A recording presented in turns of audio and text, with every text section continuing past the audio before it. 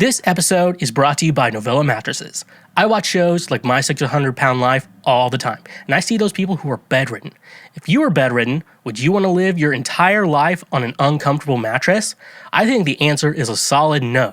That's why you need a mattress from Novella. Meet their Bliss Organic Memory Foam Mattress, perfect for those who want a cool, dry, undisturbed sleep throughout the night, made with organic bamboo charcoal fiber, excellent motion isolation, cooling gel-infused memory foam that fits all bed frames and is reasonably priced between $179 and $369.99. Perfect for if you want an inexpensive mattress for you, your children, or even for your guest room. Ever since I got this mattress, I've been struggling to get out of bed in the morning because it's so comfortable. Even Frank loves it as it's his favorite bed in the house. Using promo code Schweezy or the link in our description, you can save 10% on any purchase through Novella directly. Become just like Grandpa Joe on a Novella mattress. Again, that's 10% off using promo code Schweezy. And a reminder, when you use our links and promos, you directly support this show.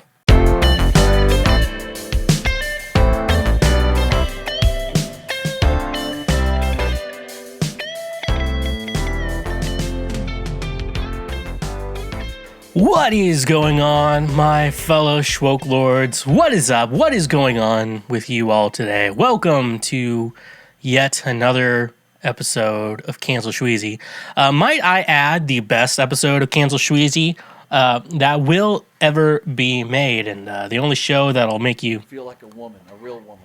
So welcome to the show today. We are coming to you pre-recorded day 3 of my 3-day bender I've decided to go on.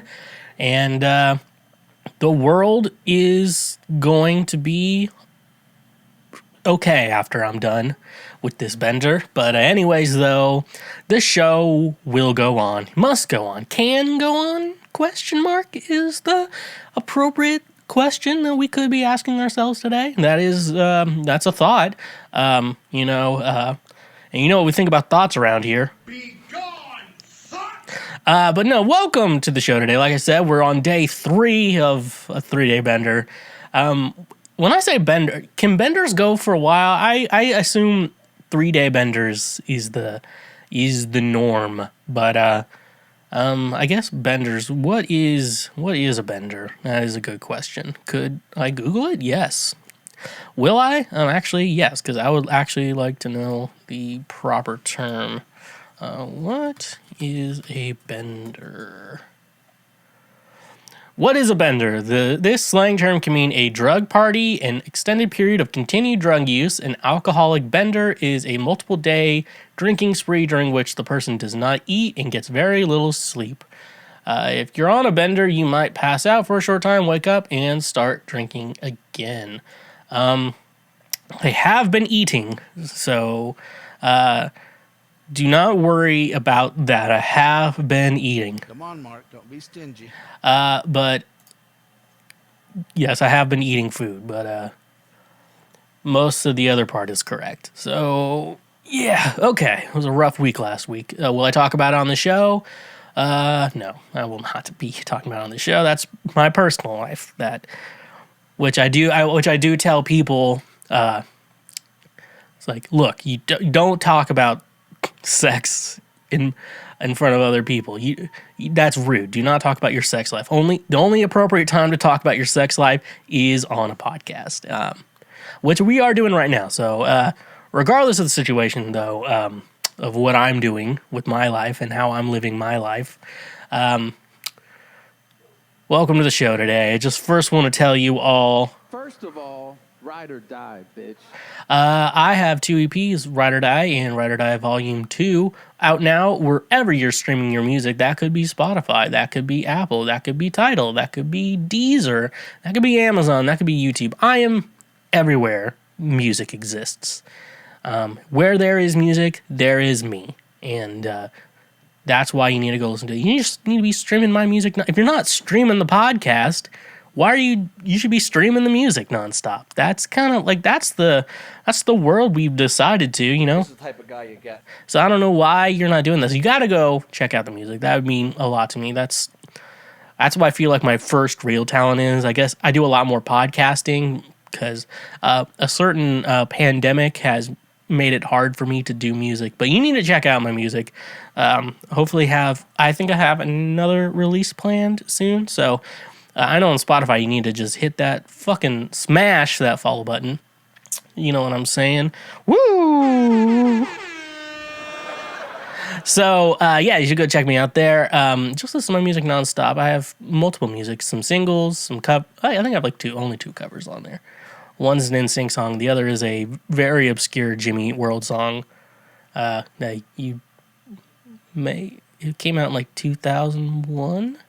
So, it's pretty old for the kids out there. But no, welcome. If you haven't noticed, I also, for the video watchers, you get to see it. I think the mullet has gone full throttle. Let's go full throttle.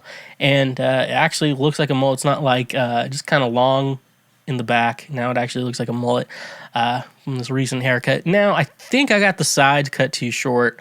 But the nice thing is, like, I think I got the sides cut way too short. But the nice thing about the sides grow back really fast. And by next week, you'll see a big difference in what that looks like. So stay tuned. And Come on, Mark. Don't be stingy. so yeah, we're full mullet now. It actually looks like a mullet. Like before, it was like, oh, you have a little bit of hair in the back. Now it looks like a mullet. And I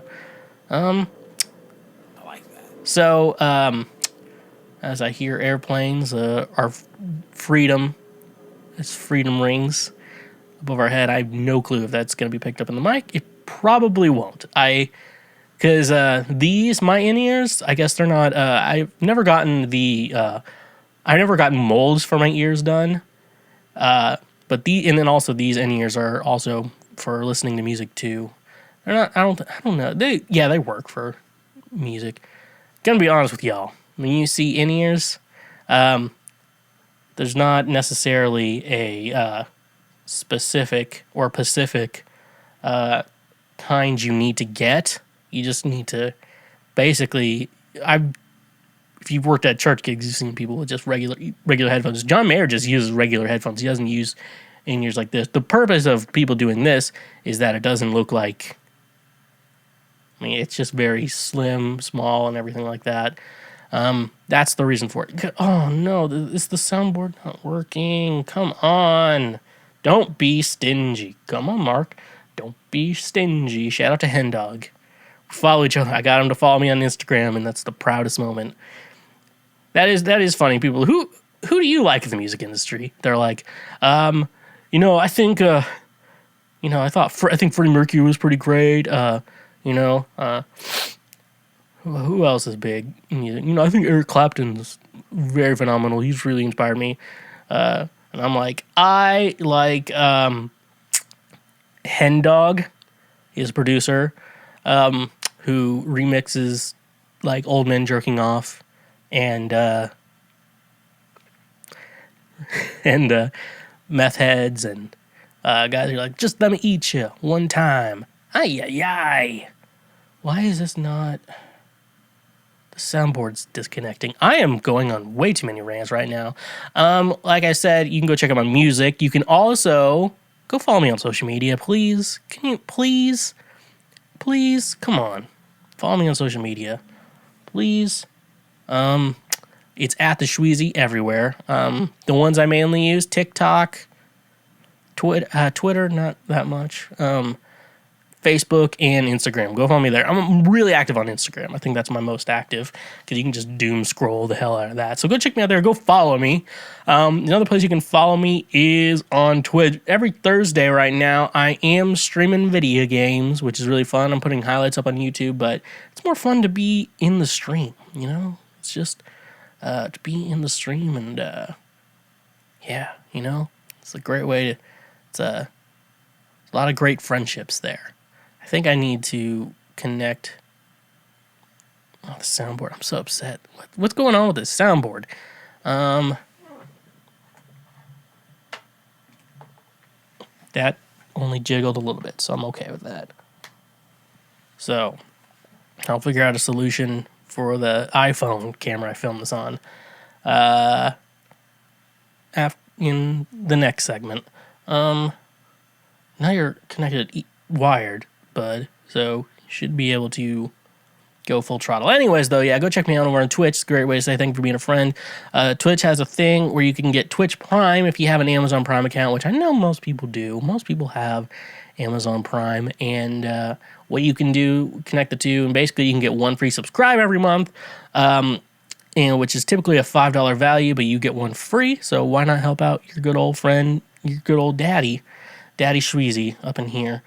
He'd be more than happy to. I could really use the help. And you can also, financially support us on Patreon. Patreon is, I don't know if this is gonna work. This is very sad. But no, Patreon is a great way to financially support the show. Really financially support me and everything I do. Help me get going. Help me stay alive. You want me to stay alive. Some of you probably don't. The haters don't want me to stay alive. Most people who say they have haters, it's like one person. So yeah, go check that out. That's gonna be also a really cool way to support me. So thank y'all for go check me out. Free shit you can also do. Obviously, for the YouTube watchers out there, if you're on YouTube, obviously, give us a like. Hit that subscribe button so you know when we release stuff. We also post highlights, just little small clippets of our little segments. And, it was like Frank tried to get in here, but I'm not letting him. Obviously, good highlights, and you think a friend's going to like one of the highlights, share that highlight. Share the full episode. That's going to be a better thing to do. Share the full episode of the show. And, that's a great way to say thank you for being a friend. And comment if you have something funny to say, and it's not just mean things. Of course, the mean things are still going to be said, which sometimes they make me laugh. Like, I think it's someone says, like, is this James Corden? I'm not James Corden, okay? Can shut up with the fact I am not James Corden. Even though if we do look alike, he is a very handsome guy. I will say that. James Corden is very handsome. But no. And if you're on the audio platforms, obviously, subscribe to the show on that. That way you get notified when new episodes come out. And you can also leave a review and 5 stars, obviously, because this is the best show that's ever been made. So you're going to have to do that. Leave a review. The reviews are a good way to infiltrate the algorithm. We're trying to infiltrate algorithms here, folks. So it's a very unique science to infiltrate algorithms. So audio, you got to leave a review, 5 stars. And then if you're on the YouTubes, you got to share, you got to like, you got to comment, subscribe, obviously. You got to do that shit, okay? Just do the free shit. Help me infiltrate algorithms. That's all I want, is to infiltrate the algorithm.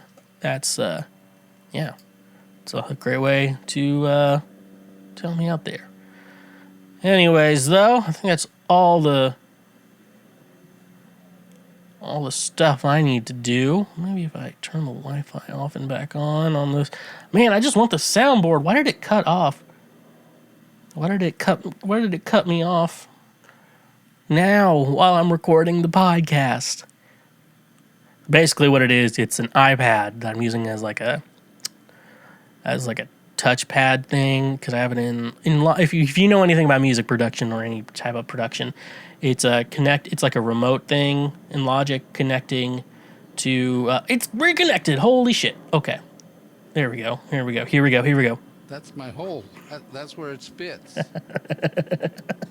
Oh, yeah, okay. Figured it out. Anyways, though, let's get into previous week right now. For those of you who don't know, previous week right now is the previous week right now. That's all it is. Someone in my house is moving shit. Anyways, though, as Philip DeFranco would say, let's just jump into it. Okay. Joe Rogan says he's flexible enough to go down on himself. This is straight out of Men's Health. Joe Rogan is known for a lot of different things. The 54-year-old is a comedian, a former TV host, a UFC color commentator, and one of the world's highest paid podcasters. Lately, he's been well known for saying dumb things about the coronavirus vaccine, being corrected by a doctor on his show, and Dr. Anthony Fauci, and admitting that he is not a doctor, but by his own admission, a moron. After the roller coaster, the unvaccinated Rogan contracted the coronavirus and decided to treat it with a dangerous kitchen sink regimen. Most recently, COVID-positive quarterback Aaron Rodgers described asking Rogan for treatment advice. This is all separate from Rogan's history of spreading transphobic hate speech, all of which pales next to the one weird trick Rogan recently revealed on his podcast. The man can suck his own dick, or he could if he wanted to. I'm super flexible. I've never done it, but I have put it around my face just to know I could do it, Rogan said. According to the New York Post, apparently it's another boundary Rogan wanted to push, seeing if he could, in fact, engage in the other sport of kings, autofellatio. It's not a particularly new or clever joke. In 1994, Clerks included a line about an uncle dying trying to cross that line of self-love around the same time. Dennis Miller describing being tempted to buy an adjustable bed just to see if he could make it work. And there were those rumors about terrible person Marilyn Manson having a rib removed. But Rogan's guests played along, one asking why he was sitting around podcasting when he could. It seems be pleasuring himself in a new and exciting way. Rogan retorted, "You still have a dick in your mouth. You can't enjoy it." A large segment of the population would probably beg to differ, but as always, Rogan speaks only for himself. That said, maybe he'll fully commit to this new hobby and take a well-deserved break from podcasting himself. So we're going to get into the obvious thing here first. The meaning of whatever the hell I just read. So I do want to go through some things. Look, so Rogan, I like Joe Rogan. I like the show. I will admit I don't listen to every episode or watch every episode, but I do when the guest is very interesting. I do tend to very enjoy listening to it. He is a very good podcast. There's a reason why he is the best, has the best podcast in the world right now. There is a reason for that. I mean, you're listening to a podcast with me, so there is a reason for that. And a lot of people have like this idea of the average Joe Rogan listener. I mean, those people do exist. However, like I said, he still is the biggest podcast in the world. And come on, Mark, don't be stingy. And so people get a bad idea who the audience idea is pretty right, but like the idea who Joe Rogan is, people just like have made up from his fan base, which is a little dumb. He does very much admit that, like, hey, I am not a doctor, but he has been saying a lot of stupid shit about the vaccines, and I do. Before I go any further, I do say get the vaccine. It's not bad at all. Whatever they're telling you, the problems with it is nothing. I was like annoyed for the next day. In the first dose, I was hungover the next day, so I don't even know what was which. The second dose was just like you just like feel like if you just want to lay on the couch all day. That's all it is. That's all any of this is. So remember, the vaccine's the best way. He did take something. He did say similar to ivermectin. There is like this human form of it that he went to a real doctor to get. Like, he didn't go to some crazy ass person to get. So he did. There is something that will help with symptoms of COVID that he did get, and he talked about it on his podcast. It's not the horse shit. It's the actual stuff you humans can take. He did take that for treatment. However, the best thing to do is to get vaccinated. Obviously, he's been talking out of his ass on that, and he has had doctors being like, "You're a fucking idiot," and he's like, "I know," because he's not a doctor. You shouldn't be getting your fucking medical advice from Joe Rogan. Another thing he said, he's transphobic hate speech. Look, I'm gonna be honest. I've heard a lot of it. It's not hate speech. It's not a hate speech. He basically is talking about what I'm assuming they're trying to talk about in this article is transgender athletes. Now, this is probably not the best example, but Dave Chappelle said this, not in the closer, but in a previous one, that if LeBron James decided to change his gender, would you let him play in the NBA or would you let him play in the WNBA and he would just totally just destroy like 800 points on whatever team at that point she would be on. LeBron James as a she. It's a good thing to think about. It's a weird topic talking about transgender athletes because and then this is just all biological and how we've come to be. And I'm not saying there's one right answer or not, but men, when you're born a man and you're typically larger and you're just, you sometimes can be built with more muscle and all the other things. We're just talking about how you're born and what you were born with. Now, and women are typically can be. I'm not trying to imply everyone, okay? So shut up about that shit. It's like, well, not me. I'm like, well, we're just, you know what I'm trying to fucking say. A lot of times women, it's just evolutionary. It's like men want smaller women and women want bigger men, and then when you breed, that's what happens, folks. So if you want stronger women, you gotta get the Auta. No, not Auta. What is it? Snoo. You gotta go for the snoo, folks. I just like the topic Dave Chappelle said, even though he's probably not the best topic. And I also want to say on Dave Chappelle, I've watched The Closer twice. It's really not that transphobic. I'm going to say this right now. The people who are upset about it didn't watch it. That's gonna be the real thing.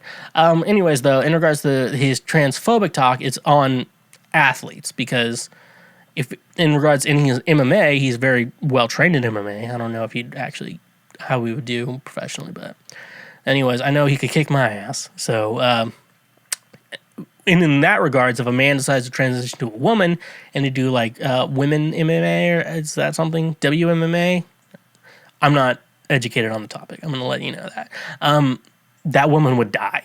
The trans woman would kill the real woman. It's just a matter of fact. I think even Serena Williams was like, yeah, I probably wouldn't be as good if you meet someone at the same skill level her, but a man, she's like, yeah, it'd be a lot harder for me. It's just a little bit of science and biology, folks. And now I'm not saying not all women. I'm just like, shut the fuck up. You know what I'm fucking trying to say. Yeah, so I think that's in regards to that. Now, in regards to sucking his own dick. Let's be honest here. We've all tried. All men, every man. Let me rephrase that. Every person with the penis here today has attempted it. And the older I get, the wiser I get. Obviously, I'm the smartest person you know. That's why you're checking out this podcast today.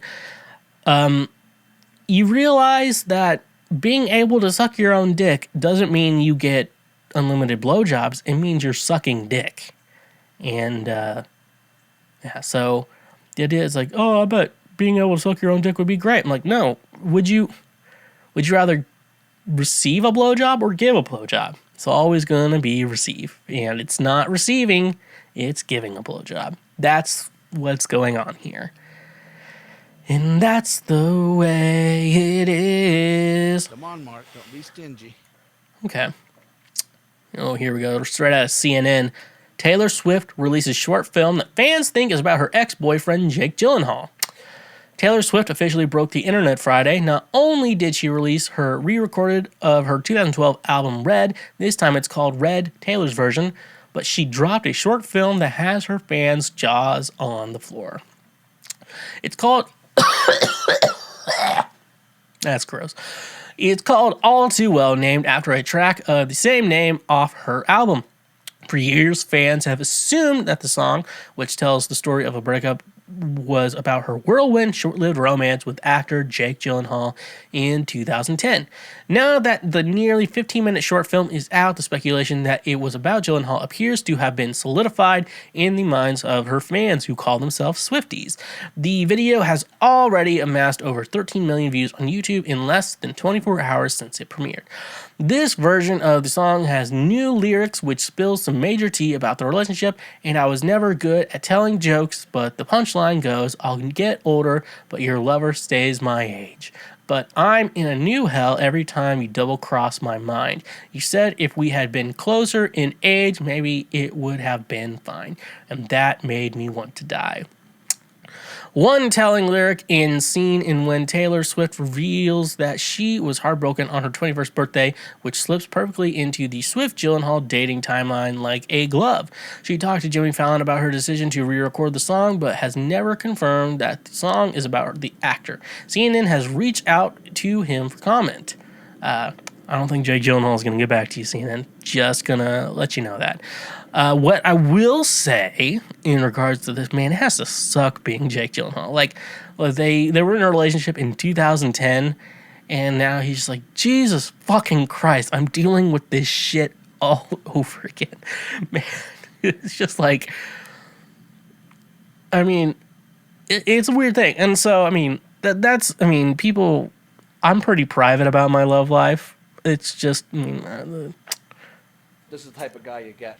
So it's just, that's a normal thing for me to be about. But and this is kind of a reason why, is because like when you're very public with your love life, what happens is, I'm a songwriter, and I always see myself as a songwriter. I write about my relationships, and so that's why I kind of try to keep everything a little bit more private, so at least people aren't putting a face to a song, if that makes any sense. Can we put a face to a song? And I write pretty one-sided music about like how women did me wrong, and then same time, like, then you put the face to it, and you're like, I can't believe he did that to Schweezy. You get it to Daddy Schweezy. Yeah, and so that's why. And so now Jake Gyllenhaal has to deal with that shit. And I gotta say, if those of you don't know, if you're new to the show today, I wrote like a 14-page thesis paper over Taylor Swift's 1989 album. So I'm somewhat of an expert on Taylor Swift and Taylor Swift music, like what she's always currently doing. And she's re-recording her albums because Big Machine here in Nashville sucks dick. And yeah, I want everyone to know that Big Machine Records sucks dick. And very proud for letting everyone know that. And yeah, so she's re-recording her albums because I guess she doesn't have the rights to the original recordings, but if she re-records them, she has more of a right to her own music. So she's kind of doing a really cool thing. It's a very good lesson. I still don't know why she's on Universal, but the world is her oyster. So, but I was on like the Taylor Swift subreddit because I'm like, I'm an expert, I could help out here. And I'm not going to say toxic, but it was very, those people are way too obsessed, and it's weird. I'm like, I just want to have educational conversations about the music. You want to talk about how you want to kill a guy for her. I'm like, we are not the same. I'm a smart person. White people. I really need to learn the soundboard. Anyways, I think that's all I have to say. Gene Simmons tells anti-vaxxers, if you're willing to walk among us unvaccinated, you are the enemy. Media ITE is the source. Gene Simmons laid into anti-vaxxers on Wednesday, saying they have this delusional evil idea that you get to do whatever you want. Speaking with a Talk Shop Live podcast, the 72-year-old Kiss rocker said, if you're willing to walk among us unvaccinated, you are the enemy.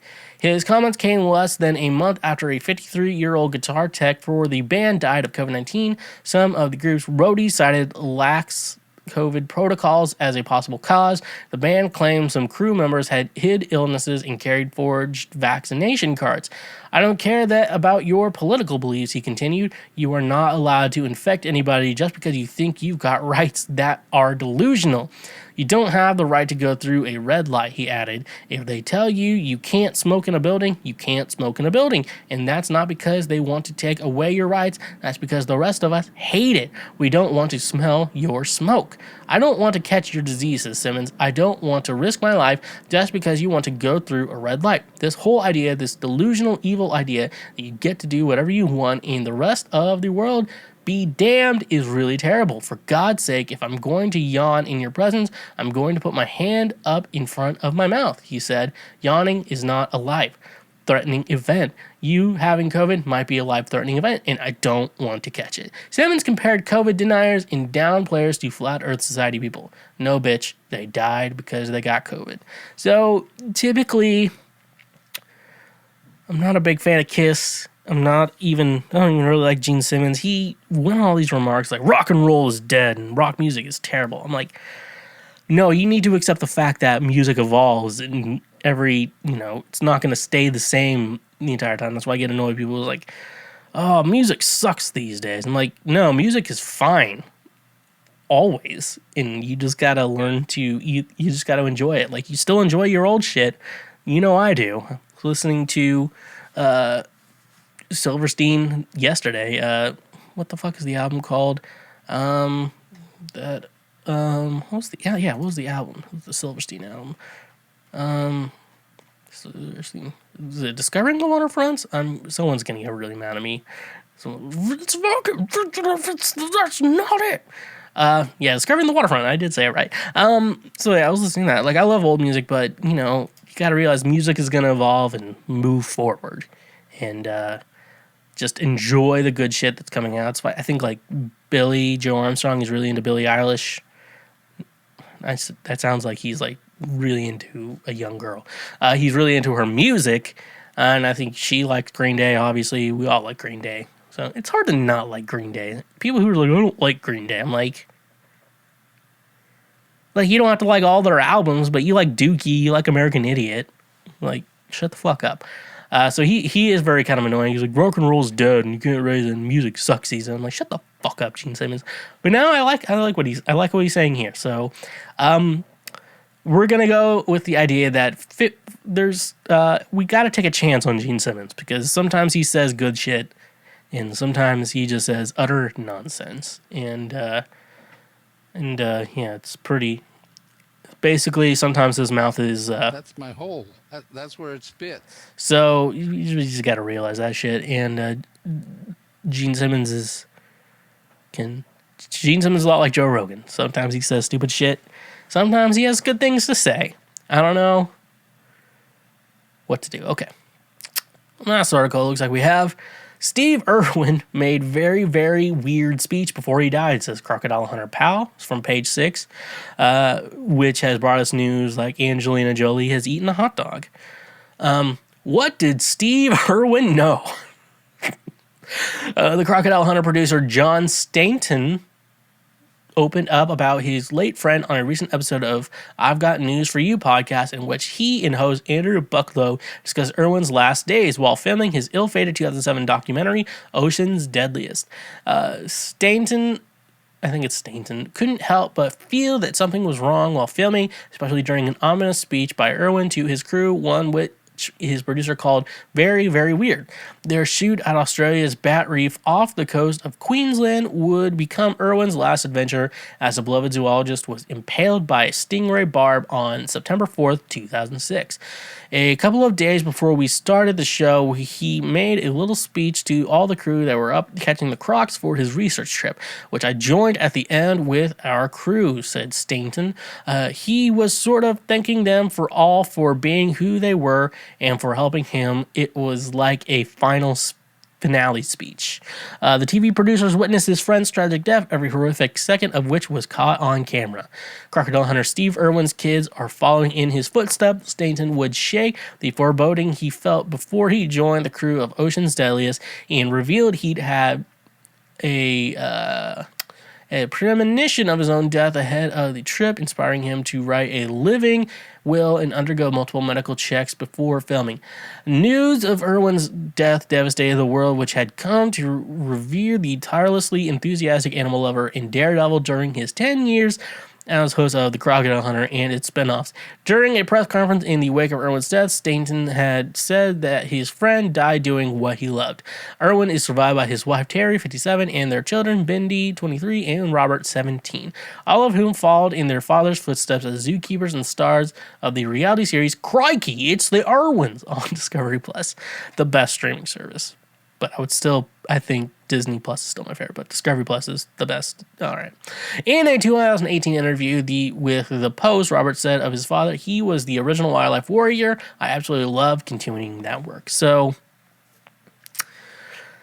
this brings up the new conspiracy theory. Did Steve Irwin use the stingray to kill himself? I'm going to guess no. I don't know. I'm not intelligent enough to fucking try to do this research. I'm not the person making these calls saying like sound like a finale speech, like he was gonna off himself with the stingray. Like Jesus Christ. But he died doing what he loved. Getting killed by a stingray? That's not okay. Though I think about his death, it's like no one says it's like unexpected. Like this dude was like, Steve Irwin's great. I like Steve Irwin. It's sad he died. It's sad his kids don't have their father's not around. But at the same time though, he was doing some crazy fucking shit. And the term fuck around finds out is very prevalent in this situation. That's just what it is, But his kids are doing on. Bendy is very pretty, though. But also, like, there's the whole dealing with, hey, you want to hold this tarantula? I'm like, no, I don't. I'm a big believer in, like, crocodiles. Like, they should stay where they are. I'll stay where I am. We can both cohabitate this world together. But there is the big question. Did Steve Irwin kill himself? I'm going to say no, because I don't want to be fucking Alex Jones starting rumors and shit.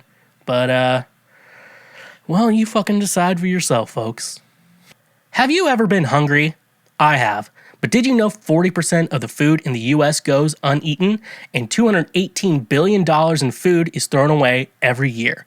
When you're hungry, that information will turn you into a Kyle and punch a hole in the wall. But do not fear, my friends. Today's sponsor, Imperfect Foods, is here to save the day. Imperfect Foods is helping to prevent food waste, and so far, their customers have saved 139 million pounds of food. They're affordable and convenient, making sustainability more accessible. What I love most is that they meet a lot of different dietary needs. In moments I'm stingy with my diet, I always go full throttle on a low-carb diet. They can even hook you up if you're vegan or vegetarian as well. Here is the best part. When you sign up using the link in our description, you can get an $80 credit.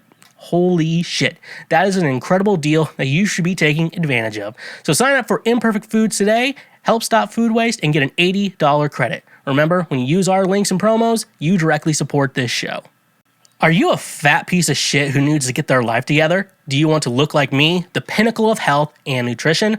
Well, to be just like me, the greatest athlete of all time, you're going to need health supplements to get the most out of your workout, lose some extra weight, and work towards a healthy lifestyle. That's where today's sponsor, FNX Fitness, is your new hero. FNX Fitness is committed to creating innovative supplements of the highest quality that provide focus for a productive morning, energy to thrive all day, performance supplements to reach new goals, unique sleep and recovery formulas to support any sport, and healthy supplements to to support an active lifestyle for years to come. I also really enjoy their clothing line that makes you look good while working out as well.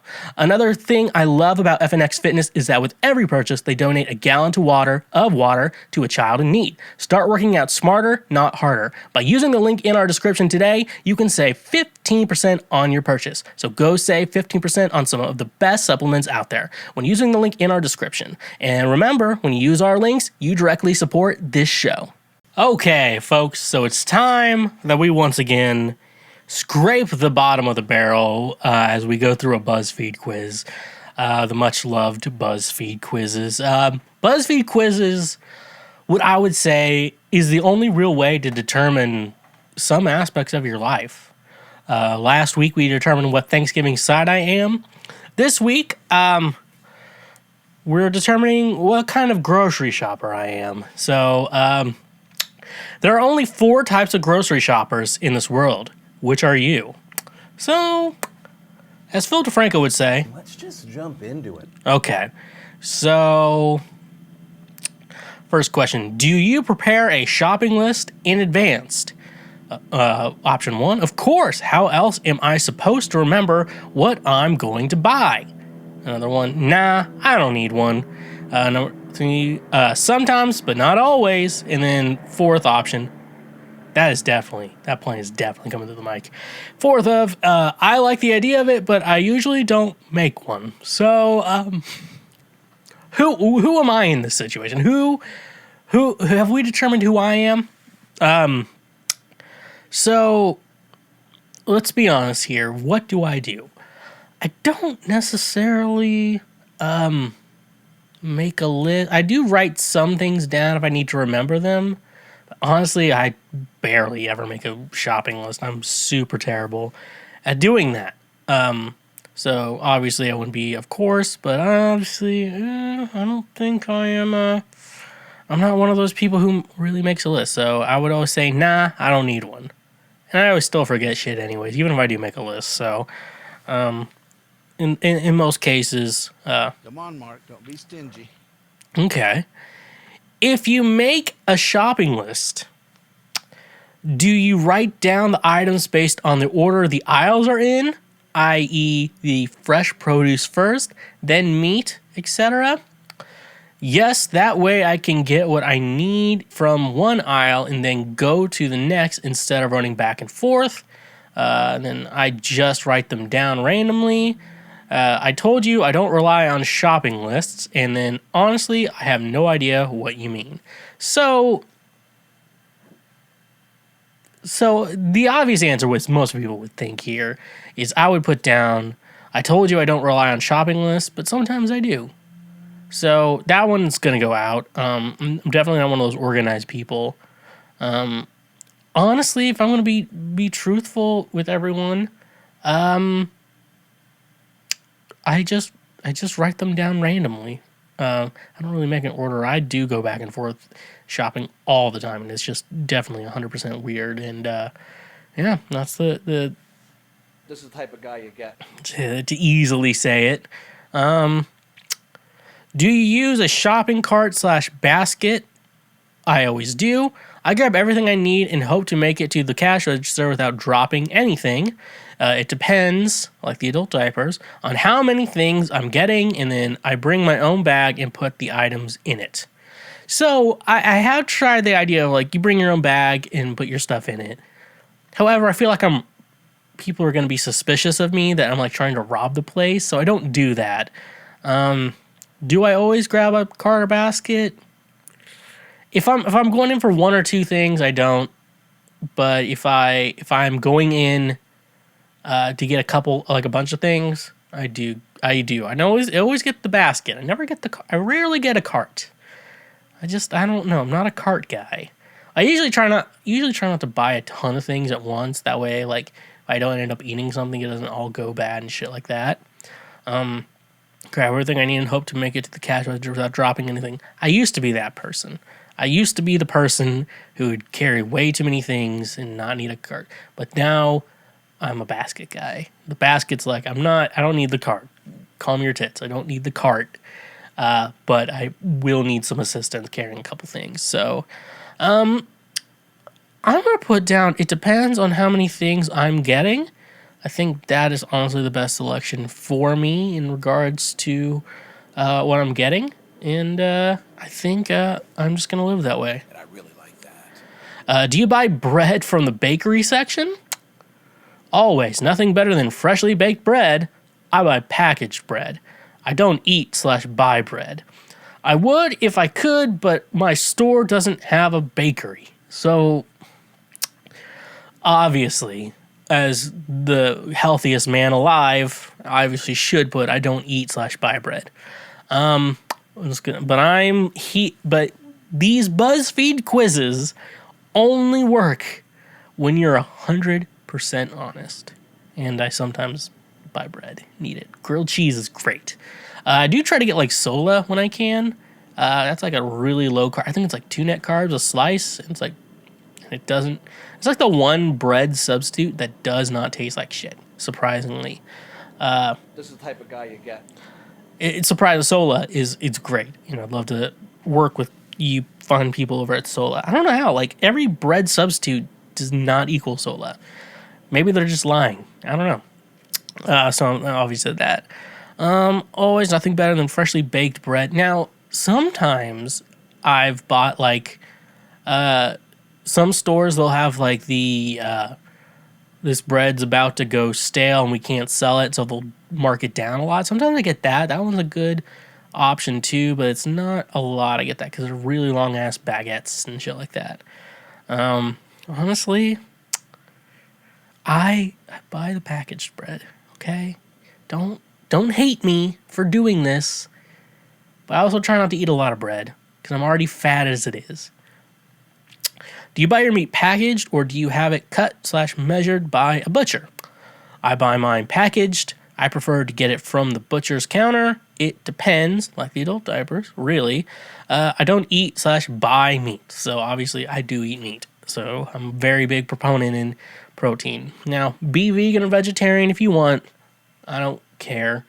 But I really do think if you're, like, in regards to, like, losing weight or being health-wise, you do need to eat meat. I'm 100% that. And then some people were like, well, we don't have teeth for hunting animals. I'm like, we have a brain for hunting animals, and we do use our brains for that shit. For that very reason. So, Come on, Mark. Don't be stingy.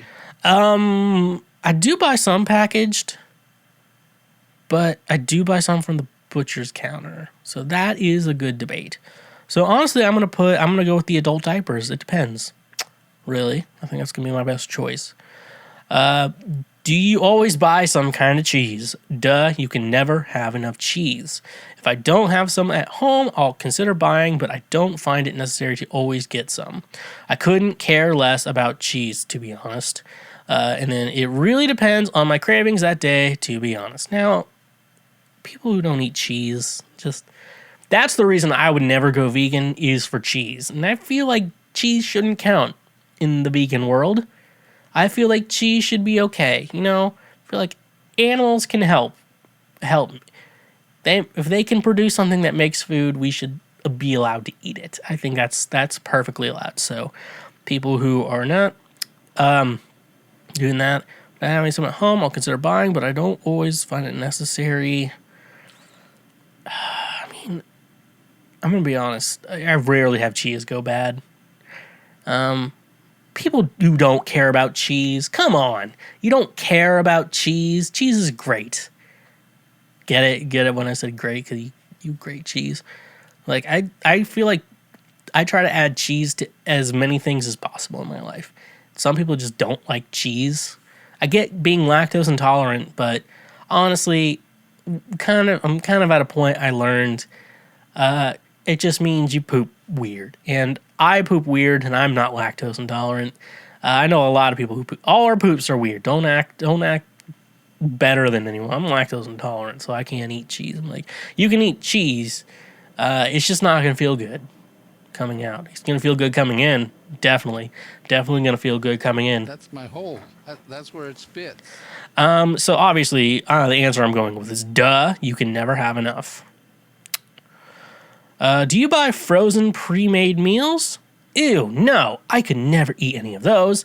I do. They're easy to prepare, so why not? Sometimes, but I try to avoid them. My store doesn't carry those. So I'm going to assume here, not a lot of explanation on what pre-made meals are, but I'm assuming it's going to be like those TV dinner, you put it in the microwave, it comes out, you're basically eating just rubber. I'm going to be honest, I don't like that shit. You think like, oh, I'm a man, I don't want to cook, I'm going to eat that. No, don't. That stuff is nasty, and it's not hard. I mean, there's frozen pizzas. If that's what they're meaning, I don't think those count. But like frozen pre-made, yeah, that stuff is gross. So no, I'd never eat any of those. I do. They're easy to prepare. It's definitely I do, not I do. Sometimes, but I try to avoid them. My store doesn't carry those. To be honest, though, if I'm going to be honest with y'all, because we have to be honest when we're doing these BuzzFeed quizzes. We have to be honest, God-fearing citizens. I'm going to put sometimes, but I try to avoid those. To be honest, that's going to be my honest answer in regards to this, because I'm human and I make mistakes. And honestly, White people. wrong button. Pretty bold of you little fucks to assume that I'm not God. There we go. That's what I want to do. So I'm going to put sometimes, but I try to avoid them. How about snacks? I buy so many snacks, I could probably survive a zombie apocalypse on them. I'm not much of a snack person, but if I have a craving for something specific, I get it. I don't like to snack. I just eat my meal for the day and nothing in between.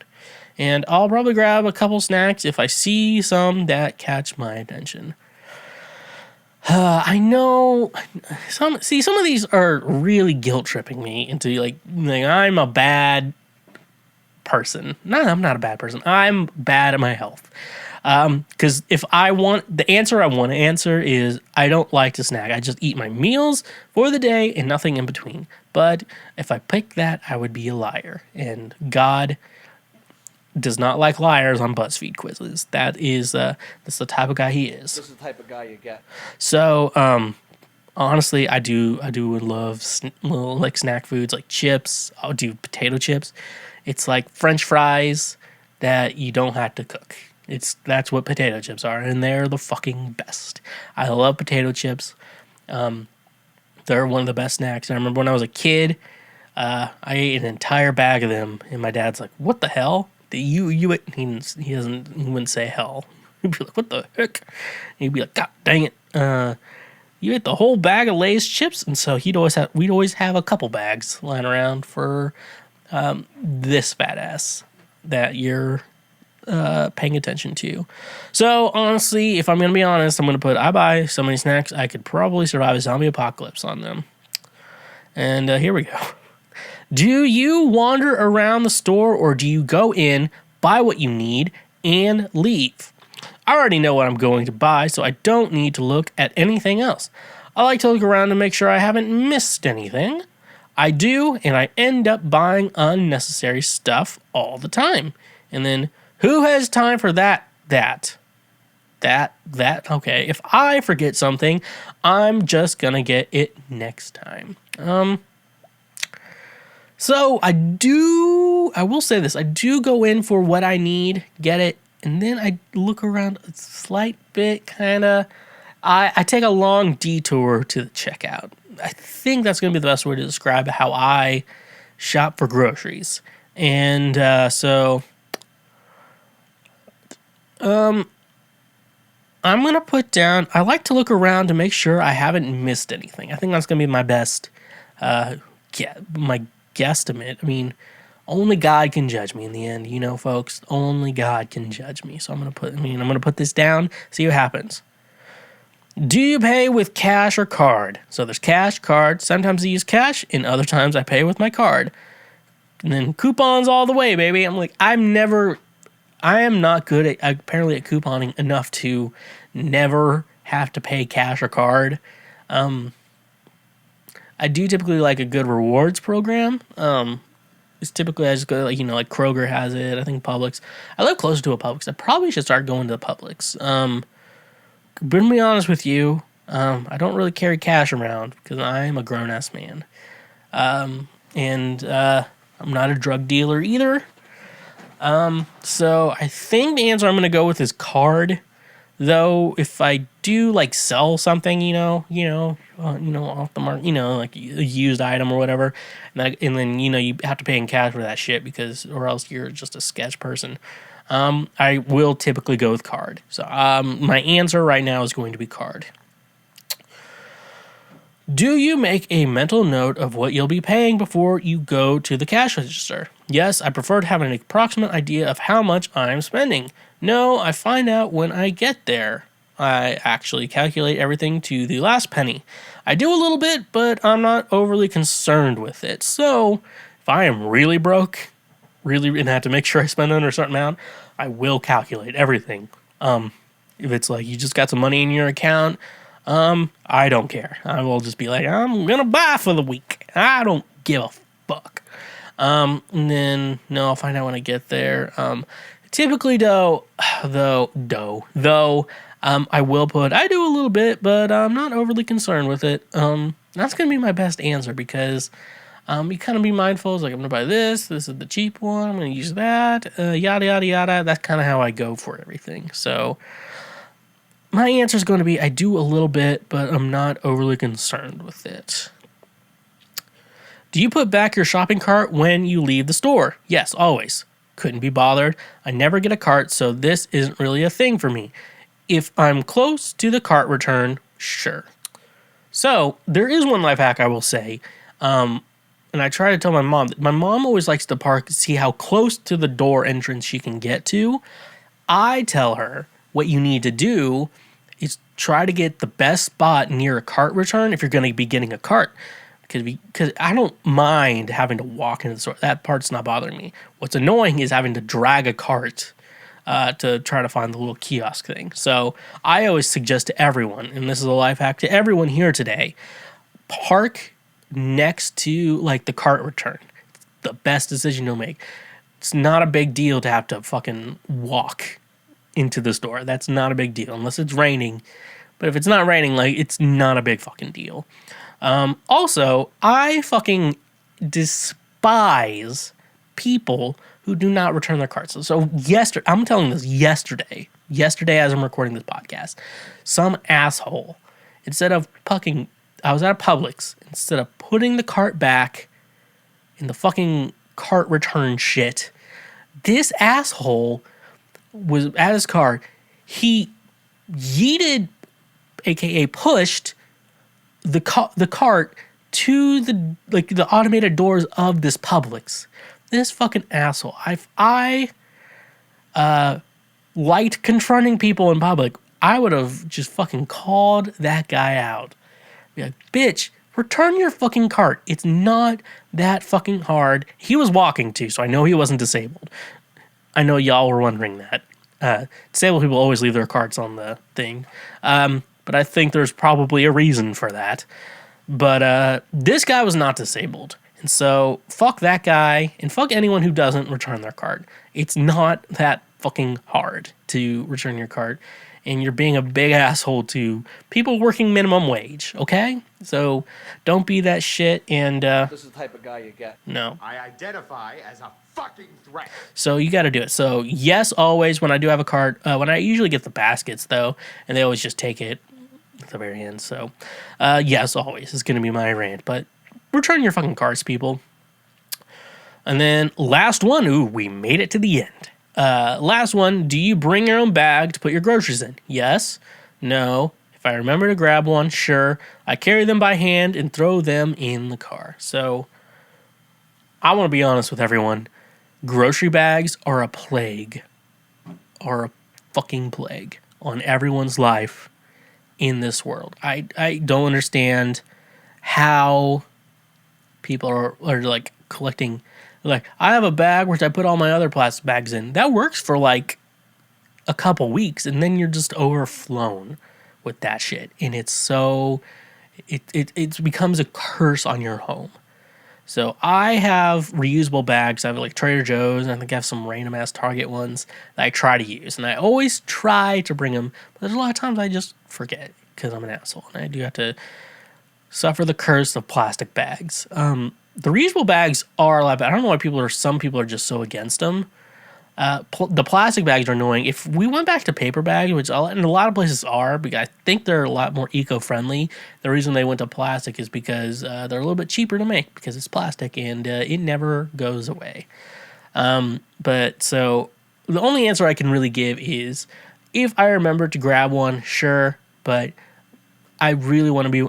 I strive to be one of the people who always remembers to bring them, to bring it and be a better person for society and not plague our world with plastic bags.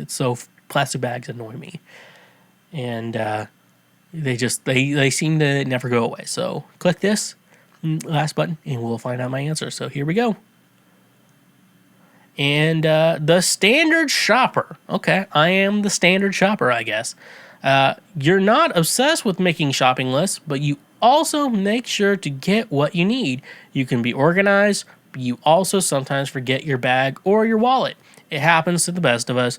What's most important is that you're just there trying your best, and I'm rooting for you. I am trying my best. So thank you for rooting for me, I guess. I guess I needed this this boost. Is this supposed to be a boost? BuzzFeed, are you trying to boost me? Because I don't know if you're doing a great job. But I guess for the first time in my life, I'm a regular person. That is something I guess we can celebrate. If not, I'm gonna be honest. I don't really give a fuck. That's just my honest opinion on the situation that we are in right now.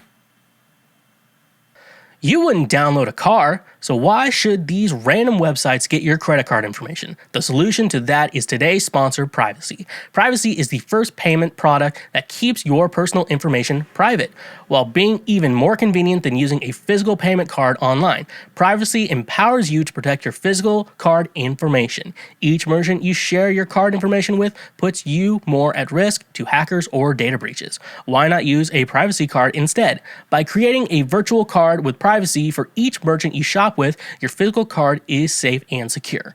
Privacy cards can be paused or closed at any time, preventing any future transactions from being authorized.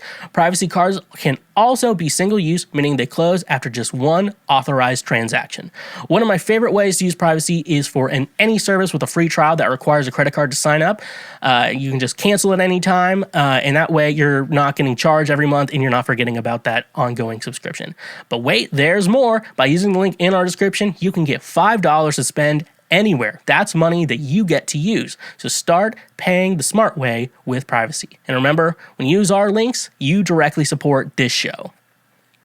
Do you ever just casually solve world hunger and think, I wish I could get alcohol delivered to me? Well, lucky for you, today's sponsor Drizly is here to the rescue. Drizly gets all your favorite beer, seltzer, wine, whiskey, and much more delivered directly to your home. With their easy-to-use mobile app, we are getting one step closer to never leaving our homes.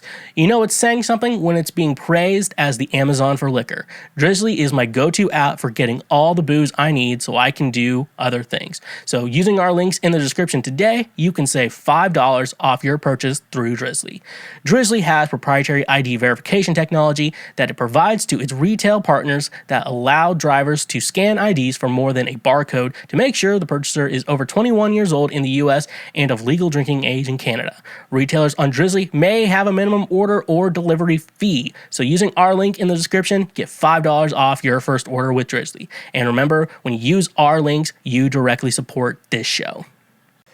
Okay, so it's now time for me to give all of you advice. Advice on how to save your lives. Maybe advice like... Can anybody tell me what can I do with these ladybugs? Advice like that, you know. There's so much advice I can give.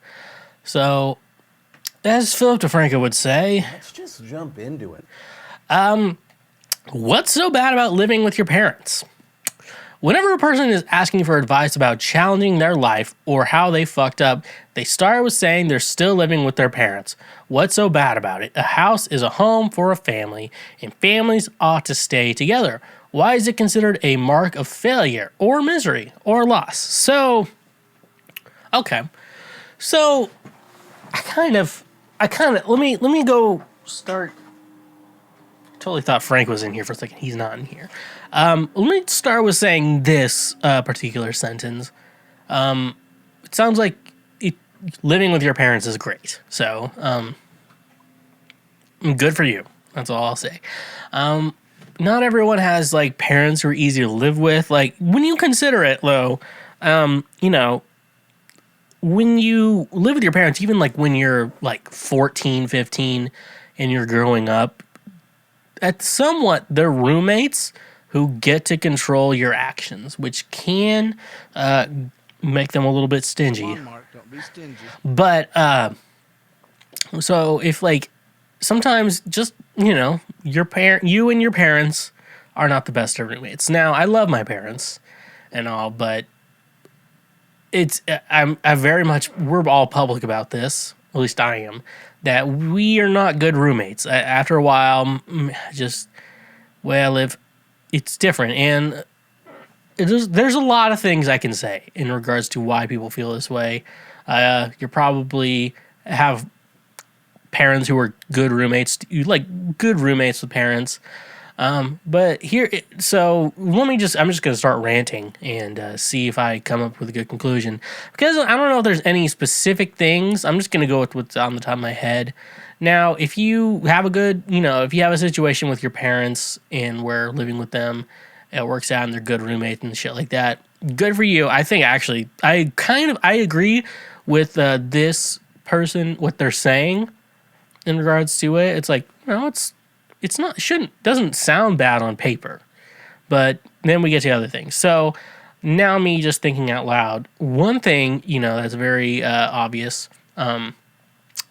Some parents will continue to act like your parents and be parents towards you, even when you're a fucking adult. And when I visit my parents, they're not that way. So they treat me like an adult, which is nice. You got a normal parent would be like, okay, you're an adult now, and stuff like that. Some friends I have who live with their parents, there are like a couple rules because like obviously you're going to be living with them rent free, so is a lot of things to say in regards to that. They'll be like, hey, do not decide to have a party while we're here, and don't make noise late in the night, But that's more just common roommate shit. They'll be like, well, we own the house, so we're gonna decide this rule here and everything like that. So there's stuff like that. Like some parents are like that. But a lot of parents could still treat you like you're still a child. You're their child and you're living there. It's like, all right, you need to take out the trash and do the dishes. Where, I mean, there is some gratitude towards that, like, hey, take out the trash. If the trash is full, take it out and stuff like that. And do your own dishes, and then they're like, we're gonna make family meals every night, and they still want to treat you like their child. That's kind of where like a line I'm like, ugh, no. Like I said, me and my parents, we get along, but we're terrible roommates. Like we shouldn't live together at all. Other things like if you're a man and you want to bring someone home, or vice versa. I guess, women can bring men home, or women can bring women home. It's really great. If I had a daughter, I'd be really happy if she was into women and be like, oh, thank God you're not into men. Men are the worst. That's why I think all compromises, like, we don't want same-sex couples on TV. I'm like, let's just have them both be women, and we'll be fine. I don't know why anyone wants to date a man. That is a shock. Yeah, I'm just ranting really right now. But yeah, there's one thing acting like a child. There's trying to bring someone over, and then you're like, yeah, I live with my parents. There's what other things could I talk about? If they mostly if they still want to treat you like a child, and then if they don't want to treat you like a child, there's still other things too that could be weird in regards to that. Another thing, I guess, when people say it's a failure, they had to move back in with their parents and stuff like that. The idea is like you couldn't make it on your own as like an independent human being. That's the idea. Like you couldn't make it in the world. So now you're back with your parents because you can't afford to live somewhere else in this world. You couldn't figure out how to make it. And that's when you realize, like, oh, my life's a failure. I had to move back in with my parents. The idea of like living with your parents rent free while you kind of like work a job, save money and stuff like that. That's not the bad thing. It's the idea of like people feeling like they couldn't make it and what they were trying to do. And that's the idea. I was like, I had to move back in with my parents, and it was awful. And then you like meet some people, and I believe him. Like Pete Davidson talked about this in the stand special. Like he bought a house with his mom, and his mom lives with him technically. And anytime like you would ever have to explain that to someone, they're gonna think you're bullshitting them. You'd be like, so yeah, my mom lives with me. Like you tell them that, it's like, oh, you live with your mom? No, it's not that situation at all. She needs help or whatever. Which that's a crazy situation. I'm very public when I say this. I will say this publicly, that if my parents need like living assistance and they need me to be close by, they're moving to Nashville. I'm not moving fucking back to fucking nowhere, fucking Missouri. And it's a 10-minute drive away from each other. 10-minute drive. So we're so close. I could drive there very quickly. And someone else is helping them. And we don't have open invites into homes. And that's going to be a thing. I've watched enough episodes of Everybody Loves Raymond to know we're never doing that. So yeah. What I will say, I guess what I'm trying to say is some people feel as a failure because they couldn't make it in the world on their own. And then other parts where it's people are like, their parents are still treating them like a child. And that shit's annoying. Like, I'm 28 now, and like, my parents, obviously, like I tell you, if I visit my parents, they do not treat me like a child. But if I go there and they would be like, okay, we need you to be home by 12 p.m., I'm like, what? No, we're not doing this. Like, I hear, like, I had a teacher who had said, like, yeah, I went home in college for, like, Christmas break, and my mom started acting like a mom again. And it's like, I'm an adult now. So, yin and yang. So sometimes it's a good situation. A lot of times it's not a good situation, having to move back in with your parents. But I hope whatever the hell I just said, you figure that shit out. Okay. All right. Why do people think sending unsolicited dick pics is attractive? That shit's ugly and nasty. I just wanted to make friends on a stranger's website, and they had to go and show their cock. So I'm going to go into the online friend situation of what you just brought up. So I'm assuming something like Omegle or some other sort of chat type website where you try to meet other people, where a majority of it is dicks. That's not going to be the best way to make friends. I think a good way to make friends is through video games, because you can just meet people online, play with them, talk and shit like that. It's a great way to make friends. I think it's good. You will meet people. You won't see dicks on video games. However, you will know who has slept with your mom. That is 100%. You'll figure that shit out. No. Here's the answer I want to give you. So yeah, don't. Basically, the answer is don't go on those chat websites. It's not a good time. And congratulations, you played yourself. But why men send dick pics? I have thought this through. I've never sent one myself because, to be honest, in my mind, when I think about sending a dick pic, it'd be a flaccid dick pic for some reason. And I'm very open to telling everyone this. My flaccid dick is the saddest thing in the entire world. Why men think that women want to receive dick pics? I think I cracked this code, though. I cracked the code. Why I think it is I think it's how men's brains are wired and what we find hot versus what women are attracted to. So it's pretty easy to find out what men are attracted to. That's why porn exists. Most porn is made for men. And when you hear about like this idea of what porn is, when you hear about like the hot teacher, the student is not doing well, but the teacher has a way to give you extra credit, and the extra credit is fucking her brains out. That's what men love, and when I always hear women being like, I don't understand how I can turn my man on. Like, watch just look at some plot lines to porns.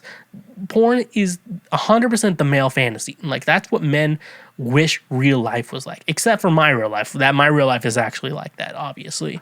But that, if you want to know, like, I know women like stories, you know, those romance novels and shit like that. That's like basically porn to women, and women aren't really attracted to the male body. They're more attracted to like the idea of a man. You know, that complicated thing. I'm not a woman, so I cannot explain that as well as what an actual woman can. Anyways, but men, if women out there who want to understand what will turn a man on, it's all in porn, like 100% all in porn. Watch at least just the storyline. If you don't want to watch the actual sex part, you don't have to. Those storylines are great. Like, there's one reality property. Is it Property Sex? I think it's called Property Sex, which is like a guy goes in to look at a house or whatever, and then like the hot real estate agent starts sucking his dick and they fuck.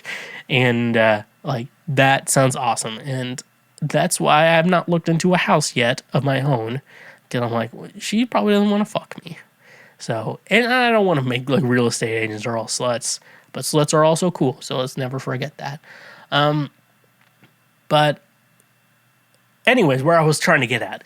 So when I say this is what men are into, like, it's, if a woman sent a picture of just her vagina, a man would be down for that. So in a man's mind, when they think about that, like, because they think to get a woman off, you have to use your penis. And so if you send her a picture of your penis, that'll do the trick. And turns out women aren't wired like men. I don't know if gay guys send each other dick pics, but it's just one picture of your dick. I don't know.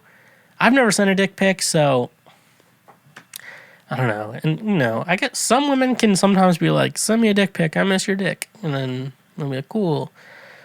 Not all women, apparently, but, so that's why men, I think, send dick pics, is because they think of, like, if a woman sent me a picture of her vagina or just a nude or whatever, they'd really like a man would really like that. But it's not the same in the vice versa.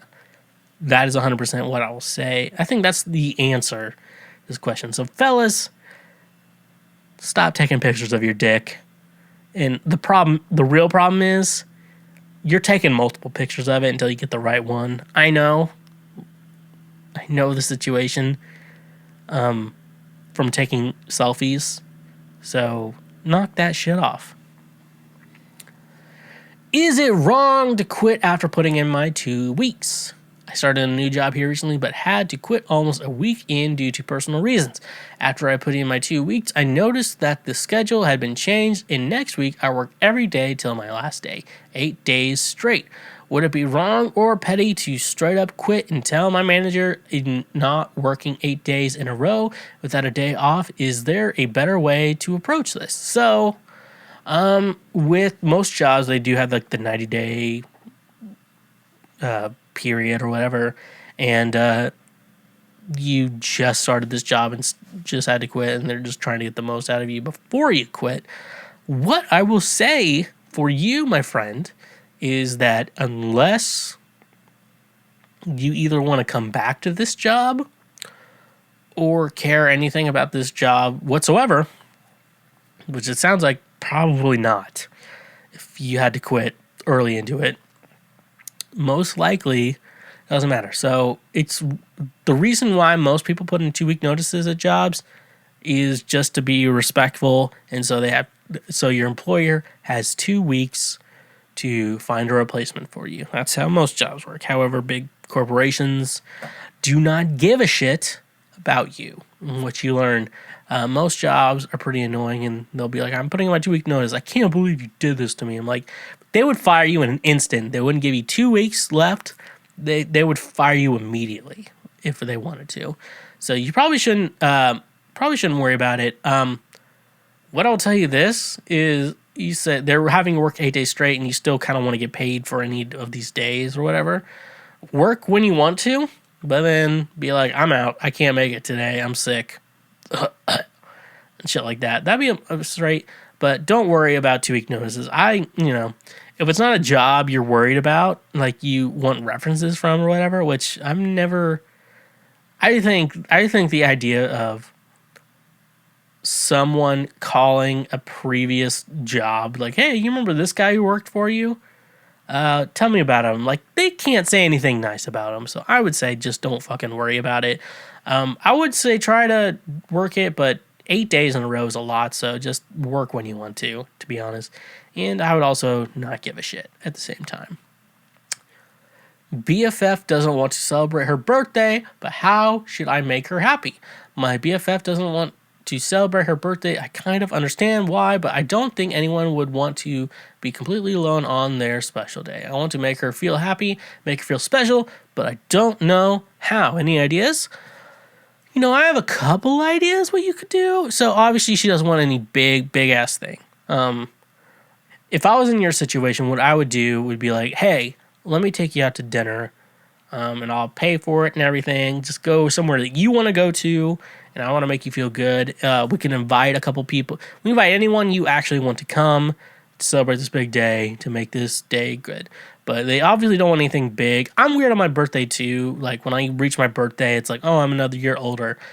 Did I do good? And it's just like, it makes me reflect over the year, and I'm like, did I do good this year?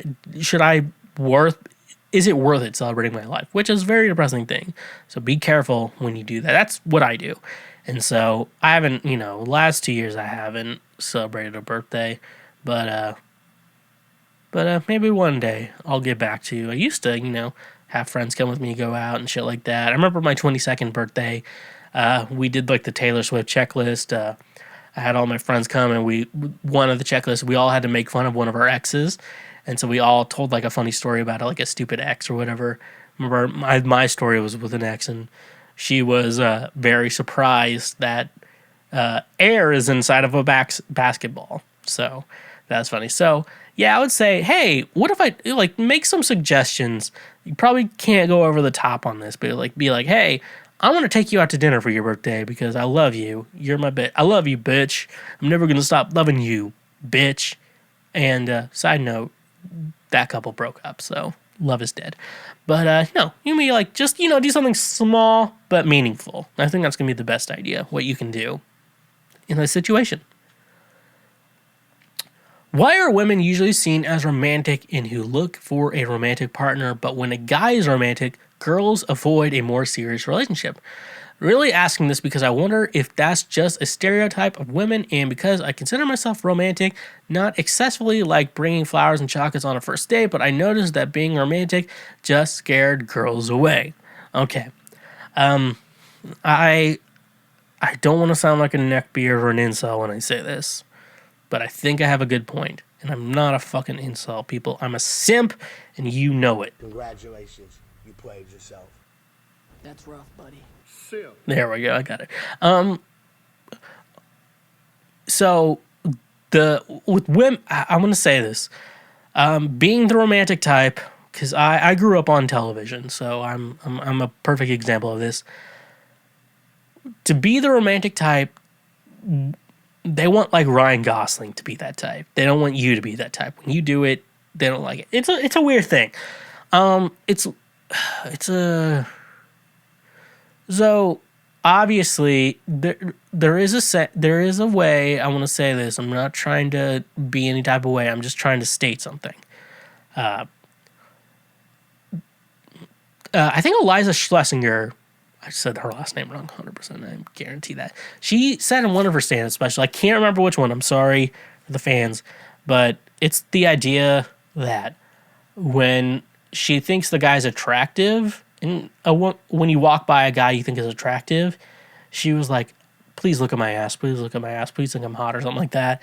But then when it's like a guy they're not attracted to, they don't want them to think that. It's a type of thing. So to be the romantic type, you have to be a certain guy. And I'm going to be honest, I want to say 80% of guys are not that guy. Like a woman has to kind of see you a certain way before they think about that. So when you think about doing these big, grand romantic gestures, like I like to do or I want to do, realize that she probably doesn't want you to do that. And if she doesn't want you to do that, you shouldn't do that. And it's kind of it's just a weird thing. Like I said before, like, does she want you to flirt with her or does she not want you to flirt with her? Because if she does want you to flirt with her, it's cool. If she doesn't, she may consider it sexual harassment. It's a weird thing. That's why you always gotta. There's always a thing with like reading the room, and real sexual harassment. Just don't do that. That's what I'll say there. How to deal with balding as a young man. Hi there, as the title suggests, what's the best advice you can give a person who is balding at 21 years old? My dad had it, my brothers have it, so it kind of is genetics, I guess. So I'm obviously the worst person to be telling you this with this full fucking luscious head of hair that I have right now. What I can tell you is once you notice something's going on, you gotta take care of it immediately. There's obviously Rogaine, which you can buy without going to a doctor. You can buy Rogaine. Obviously, that's easy. I've used it on my facial hair, and I've gotten decent growth on it. The problem is you're going to have to use that consistently to make sure the hair doesn't fall out. You can also go to a doctor. What they will do, maybe give you alopecia or any other type of medication that you can take that'll, kind of stunt it from going out, which I will say, is a good thing. You can also, worst case scenario though, here's what I always say though, your hair could fall out. I mean, your hair could fall out, you can go bald. You can also get a hair transplant if you really want to invest in yourself. And people think that it's embarrassing to get a hair transplant. Like, look, here's the situation, especially with guys. I'm assuming you're a guy. You said young man. Okay. Look, so if you have friends, they're either going to make fun of you for being bald or getting the hair transplant. When you're bald, you're like, you know what? I'm bald. Guess I'm going to accept it and deal with the jokes. When you get the hair transplant, people are like, oh, get your hair transplant. But then you feel good about yourself and better about your life. So, I mean, it's kind of, you're going to have the thing that they can make fun of you for, and you got to decide which one's going to make me feel okay, like in life, the hair transplant or just being bald. Because, I've told you this, like, I'm not losing my hair. I'm going to probably have hair for the rest of my life. Luckily, my dad has a full head of hair. And they say it's like your mom's genetics, and the mom's like, well, I think her dad had cancer and a little bit receded, and I don't think mine's receded, but I do already have a big forehead, so I don't give a fuck. So basically, like I said, like if I looks like I'm losing my hair, I'm going to start doing something about it. So that's my suggestion for you. If you see it starting to go, start trying to do something about it to help you out. Alopecia, side effects is like you only want to have sex once a day. Sometimes that's a good thing, and I don't think there's anything wrong with that. Honestly, I take antidepressants, which make me basically, makes it hard to come, basically. That's my hole. That's where it spits. But so I can obviously tell you there. It's like I don't want to just jerk off all day anymore. But it's helped me with a normal amount, and I think honestly it's probably a normal amount to begin with. So, those are the options I will give you and tell you. But you make that decision for yourself. What you think is best for you. Worst case scenario, you just be like, I'm gonna buzz my head and be a bald person, and you grow a beard, and you're like, the beard helps stop the fact that I'm bald. How bald people be like, thank God I have a beard, or else being bald would be embarrassing. Anyways, we're on to our last question of the day. Can I still be healthy if the BMI scale is telling me I'm not? I had a look at the BMI scale today, and apparently I fall into the underweight category. However, looking at myself, I don't look underweight or sickly. Not to be too much TMI, too much information. I'm not sure if this has something to do with the proportions, but I've got quite large hips, thighs, breasts. I do have a little visible hip bone and ribs, but not massively in general. I feel healthy and well. I've been on this weight for years now, but it just got me thinking, can I be healthy even if the BMI scale is telling me I'm not? Okay. So I do have opinions on this. However, my mom just texted me. I do want to say though, I'm not a doctor, so do not take this as medical advice, FYI. BMI scale though, my dad has actually taught health in college for many, many, many, many years. He's an old guy. So I'll tell you that. He told me when I started trying to lose weight, at least a little bit, I'm like, I fluctuate, obviously. So I'm a fluctuator. But I am a lot better than I used to be. I used to be really bad. What he told me, I talked to him about BMI, and like I said, he taught college health classes. He said BMI is not necessarily a good thing. It's this idea of weight and height kind of idea that where you are, that on paper sounds right, but every human body is a little bit different, and so the BMI scale is not necessarily the best. Where I think told me for me to be in a healthy weight, my lowest I've gotten is like around like 160 something, but which was a really good for me. But it was telling me I need to be like 150, which is way too skinny. To be honest, like I would never get that skinny. Just I have a little bit of muscle weight too.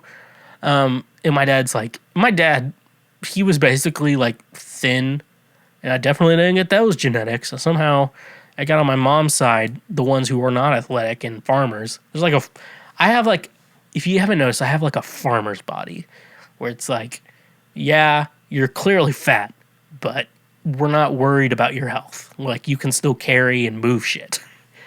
And that's my body. And that's my mom's genetics on her side. But she's not like that because she was a runner. She did the short distance run. My dad did the long distance, and he taught health and stuff like that. So the BMI is not the best scale to tell you what is and isn't the best weight for you. Honestly, I'm going to say, I always say this, like the best way to determine your health is through an actual good doctor, and for a good doctor to say, for you to do lab tests with a good doctor and seeing if there's anything wrong with you. And if there's nothing wrong with you in the lab test wise, besides, you'll find one or two things. Everyone's bodies are not good. We're rotting meat carcasses or whatever. You'll find one or two things wrong, but if your doctor's kind of like, yeah, you're healthy besides these things, it's usually good. So some doctors are like, oh, you're fat, you need to lose weight, that's your health problem. And that's a doctor being lazy, because you can have a little bit of body fat and still be healthy. It's that weird, there is a weird thing, like these body standards, where I really hate when they're like, being fat is okay. I'm like, no, it's not. There's a lot of health problems that can come from being fat. But at the same time, like you see like supermodels who are way too skinny, I'm like, that's not healthy either. There's an actual healthy body that we have not discussed and told people, like, this is what a healthy body is supposed to look like. And we all hate our bodies. It's just normal. Like, we all hate our ask someone you think is the most attractive person in the world. Be like, what do you hate most about your body? They'll go at it. My dad says the BMI scale is not a good determination. Honestly, the best determination is what do you look like, and then lab tests and what a doctor says. A good doctor. Some doctors are shitty. The reason why they're shitty, it's not because they cheated at school or whatever. It's because you can half-ass your job. And when you see a fat person, you're like, well, probably because you're fat. And that's not a good thing. It's more do lab testing and see, like, hey, you have this health problem. If you lost weight, it would go away. That's the best thing. That would be what I would say if I was a doctor. But I'm not a doctor, and I've not been trained, so do not listen to me as a doctor. But regardless, thank you for listening to this episode of Cancel Schweezy. You finished the episode, and I'm proud of you. If you want to follow me on social media, it's at TheSchweezy everywhere. Do it, follow me. I want people to know who I am. And basically, yeah. White people. All you white people. So go follow me there. You can also check me out, my music under Schweezy on every streaming service. That's Spotify, Apple Music, Tidal, Deezer, wherever you fucking get your music. I don't fucking know. Amazon Prime account, you have that? You have an Amazon Prime account? Well, connect it to your Twitch. You got a Twitch Prime account. Subscribe to the Schweezy. That's a financial way to support me without spending any more money than you're already spending. A great way to say thank you for being a friend. If you want to just give me money and help me out financially, support this show in every way possible, and say thank you for being a friend, you can always check out the show on Patreon. But there's always free shit. If you're watching the show on YouTube, obviously hit that subscribe button. Leave a comment on any of our videos and give me your thoughts. I really like that. That's a really great way to help out the show, help out the algorithm, like the show. When you see the highlights, share the highlights. You see a highlight that one person in particular will absolutely love. Please share that shit. We're trying to get into the YouTube algorithm. We're trying to go full throttle on that algorithm. Let's go full throttle. So we're trying to get in there. So please help the show out. That's a great way to do it for free in every way possible. Audio only listeners, I know there's a ton of you. A majority of our listeners are audio only. Obviously, subscribe wherever you're getting your podcast and leave a 5-star review. Give us 5 stars and leave us a review. Those are great ways to say thank you for being a friend. Best way to actually help out the show, because we always could use your help in promoting the show and making the show always better for everyone. So, like always, I want to end the show 100% the way I'm supposed to.